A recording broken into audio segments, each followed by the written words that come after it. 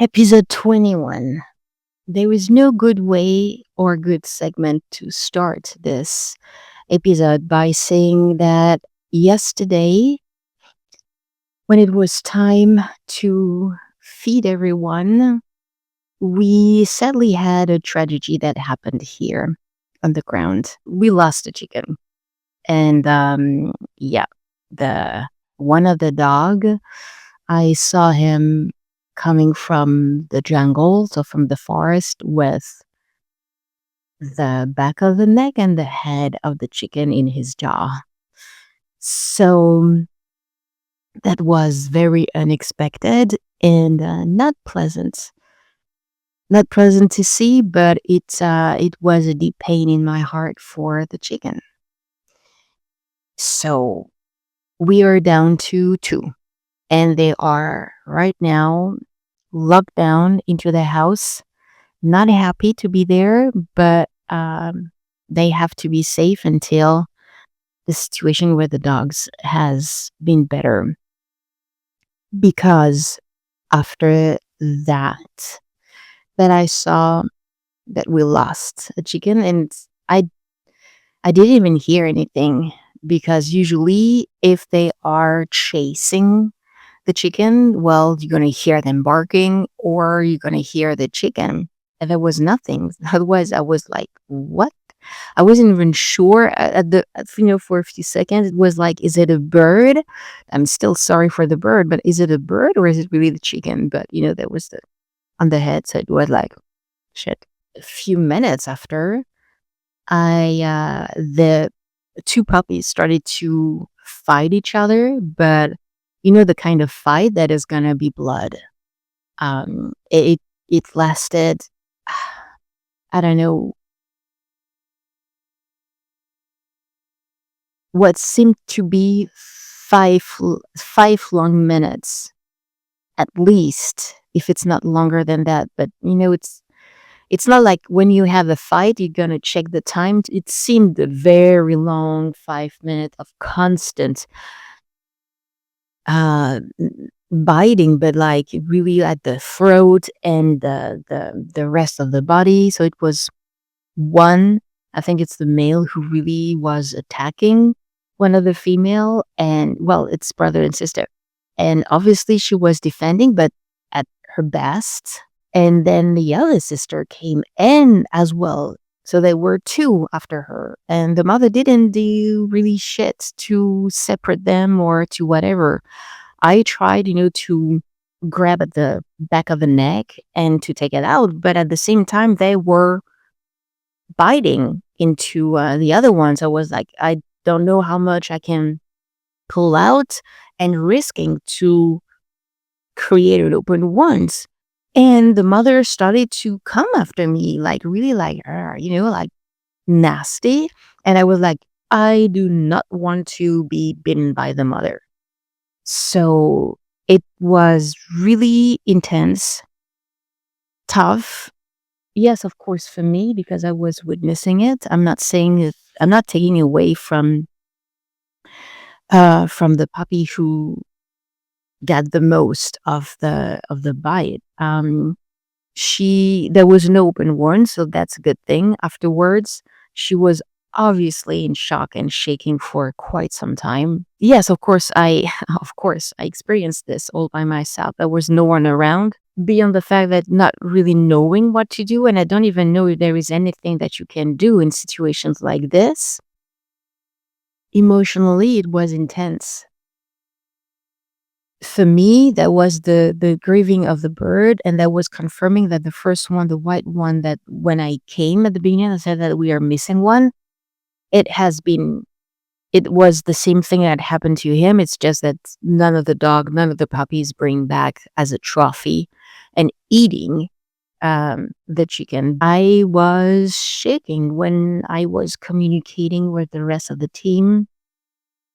And then finally, um, the garden came. It's not necessarily all the time, every second. He's not here around. And one of the team member came back. It was meant to be anyway, but it was at that time. I didn't feel safe. I do not feel safe anymore around the dogs. When we come closer to help or to do something to the puppies, the mother is coming after us. So yeah, the chicken can't stay in the house, and because it's not good anymore with the puppies. They were never meant to stay anyway, but it's just now it's getting really out of hand. And I kept Onyx in our building. I didn't took it out. Even at holding her, I didn't want it with all of that whatever blood excitement that happened, because both of the dogs have eaten part of the chicken that they brought here. So like they tasted blood, and anyway, I didn't want it to take a chance with Onyx, so I went back and forth at bringing her some dry food and then some of the um, tuna can so she can eat and stay there and be safe. And anyway, she heard the whole shebang. It's not like it was quiet. It was so loud. Yeah, it wasn't an easy one. So later this afternoon or this evening, depending on the guardian, is supposed to come back and install a system with the dog so they kind of have a harness, or it's just to limit them with their possibilities of going around. So that is the very, very sad news to start episode 21, sadly. If you can relate, you can have some thoughts for the chicken because it's sad. And yeah, send some good intentions to keep them as quiet, as calm as possible until the situation is completely resolved. That's how it is right now. On a different note, and that's why I am changing the angle of the camera. I looked online, and apparently lemongrass plant or essential oils is acting as a repellent for scorpions. So please leave in the comments if you have experienced the use of lemongrass and if it is effective indeed, or if you have used something else like natural things. Because yes, that exists, many sprayed and toxic thing. But what would be nice, we are in the jungle, so it's pretty much not effective for a long time. Anything spray, better to go with plants or anything else. Leave in the comments, please. I would appreciate that. Waiting to see if anywhere on the land there are already some lemongrass planted. And otherwise, I would love to do some tests if it is indeed effective or not against them. I heard as well that using essential oil such as lavender, cedar oil, citrus oil, lemongrass, obviously, and maybe rosemary as well. I would say that it's not the best, the most ideal, especially because here is very expensive essential oils. And if you want to have bigger bottles, it's even more expensive, which is really not convenient. Um, there is no way that gonna find easily cedar oil here. Apparently, cedar oil is a great one, but I need your advice as well because they said that you should mix water with essential oils, like usually around 20 drops each, and spread around the windowsill and the doors to act as repellent.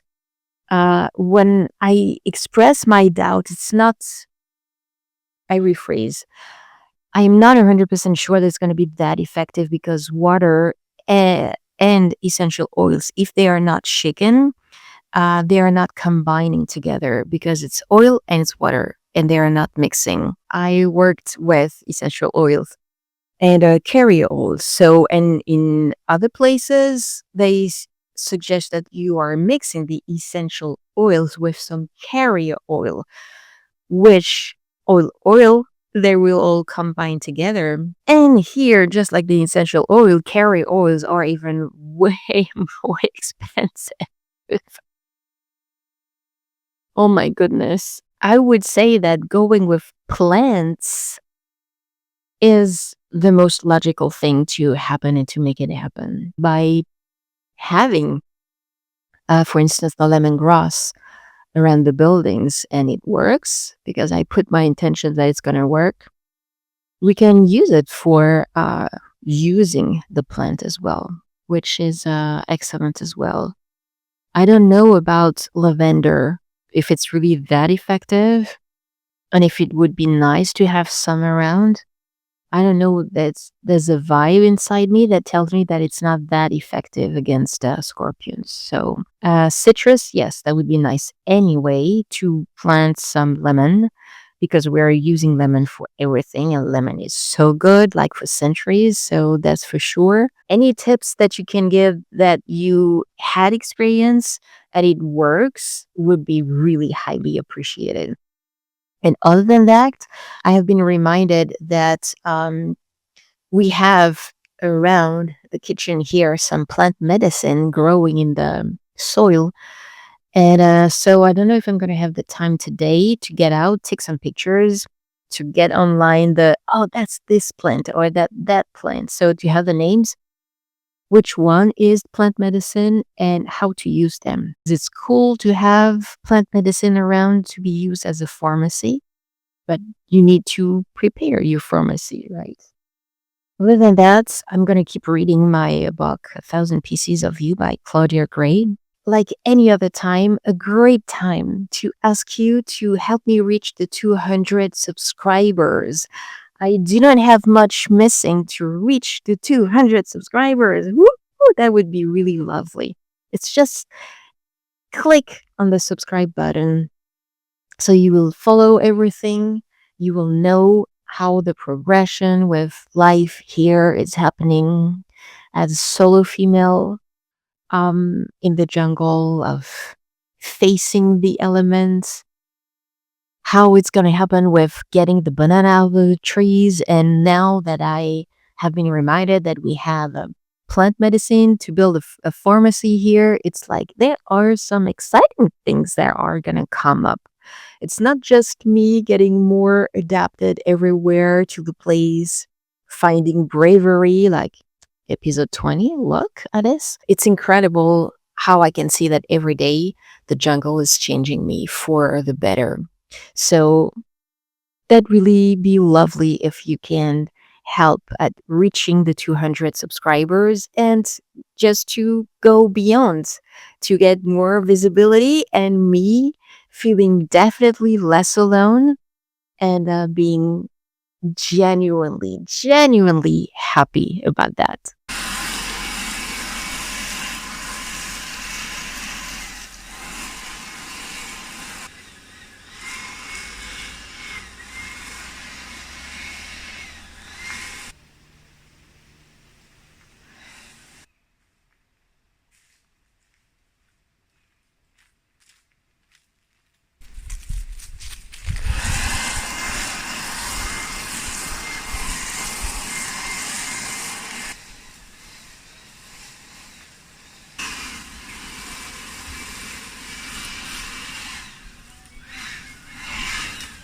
So I will probably wrap up today, this exciting day.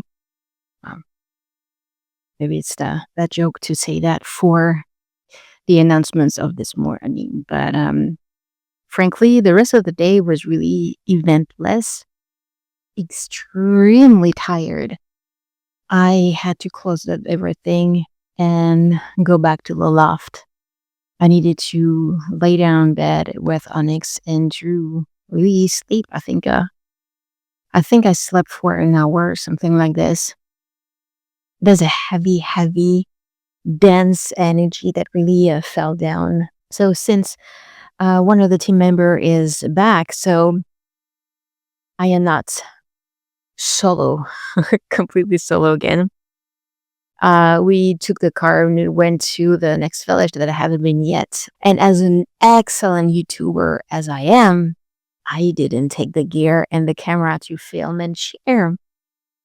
But since we're going there mainly for refilling the water bottles and a bit of veggies or fruits, depending on. So be sure that you're going to be there once again. But I have a feeling that it's going to be the rest of the day or the evening very chilled out. Maybe watching a movie, or I don't know. It feels like a day of transitioning into something else. Being within the jungle, and it's easy to lose track of time. I feel like I am in when I use the limbo, it means more like I'm floating above days and dates, and I don't know where I am at the moment. And it happens many times before, that feeling of being in limbo in between, before reaching a different timeline.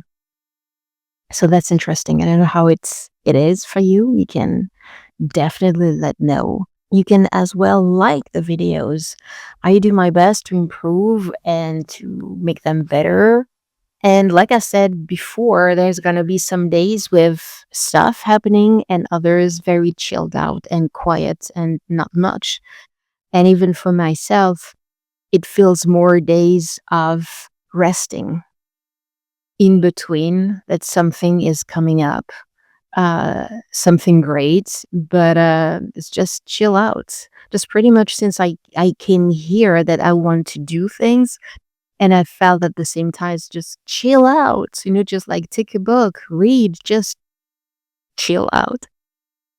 That's the word that I should use for the thumbnail. So in the description, you can binge watch the whole series of Broke But Not Broken, the unfiltered diary to survive of Revin. Started in the city, following in the jungle of Mexico.